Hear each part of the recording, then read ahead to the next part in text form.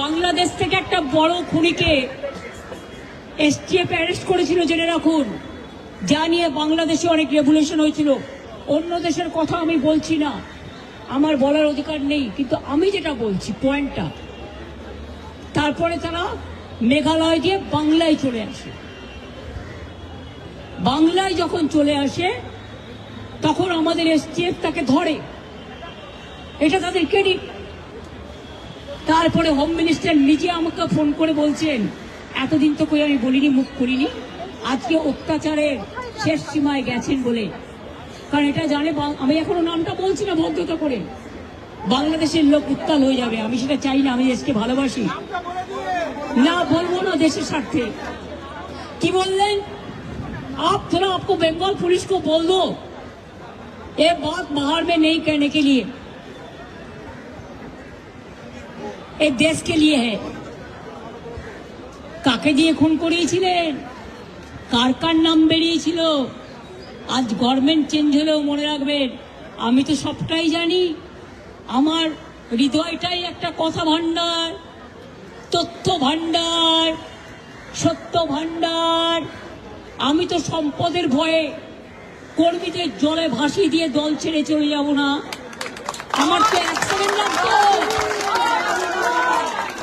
আমাকে তো কতবার বলেছে, क्या चाहिए हर कुछ कर देंगे अगर आप हमको मदद करेंगे तो।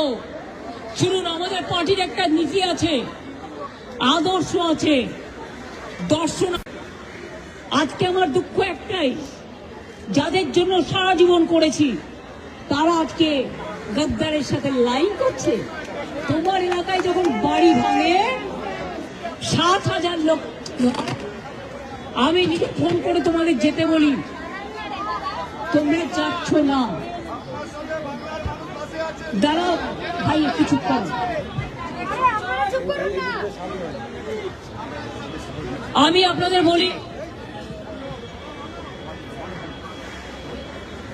আমি বলেছিলাম যখন মসজিদের মাইক কেড়ে নেওয়া হচ্ছিল যে তোমরা একটা কেস করো, করেনি সে। বকরিদের ব্যাপার নিয়ে আখরুজ্জামানকে দিয়ে মহুয়া মৈত্র কেস করলেন, আমাদের তৃণমূল কংগ্রেসের এমপি।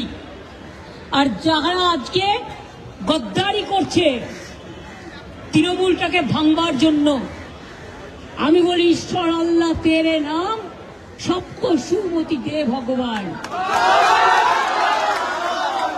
যদি কোনোদিন কোনো ভালো কর্ম করে থাকি,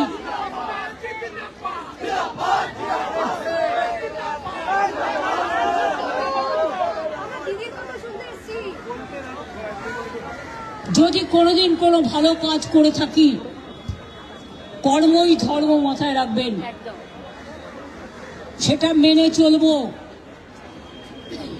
ছোটবেলা থেকে বাবা মার কাছ থেকে এই শিক্ষাই আমরা পেয়েছি। আরে ভাই, কোথায় ঢোকাচ্ছ? জায়গা নেই ঢোকাবার, ওখানে বসুন। হ্যাঁ,